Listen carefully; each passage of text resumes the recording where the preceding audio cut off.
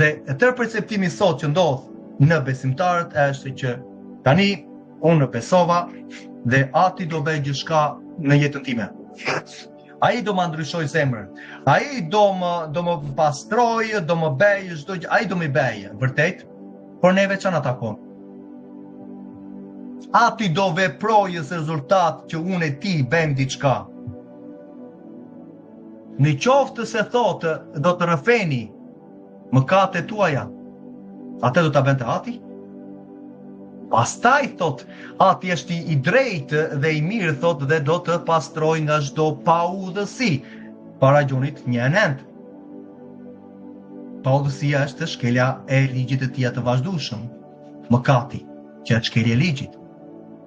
Kam mëkatuar, kam ecur në paudhësi, e kam anulluar ligjin në mendjen time mëshore, erdhi koha që të dal në të vërtetën.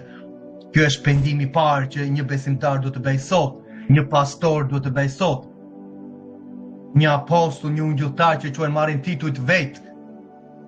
Dhe që ka problem për të vënë një titull? Hajde këtu ti vendosu bëj këtë shkollën teologjike, po çfarë përmbajtje ka shkolla teologjike? Po të mësojnë ty vëlla e motër që të ecësh në një rrugë pa njollë?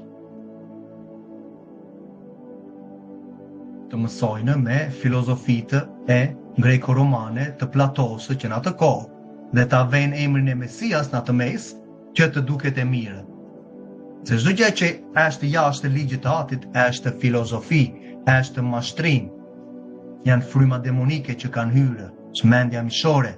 Ti po shkon të miqësosh në një mendje mishore. I flet për sabatin, i flet për urdhrimet për festat të Atit që na veçojnë, të na dallojnë nga kombet, nga Babilonia, prandaj Ati thret në Zbulesa 18, dilni prej saj o populli im, sepse Ati ka kujtuar paudhësitë e saj. Dhe flet pasaj për kafshët e papastra, pikërisht në Zbulesa 18. Shpendët e papastër, po flet për ligjin etik që mund ta shikosh në Ligji i Përtërir 14, Levitiku 11 për ngrënien pastër. Sepse tani është tempulli i frymës së shenjtë. Nuk mund të futësh derrin, lepurin, midjet, kocet, to janë të papastra.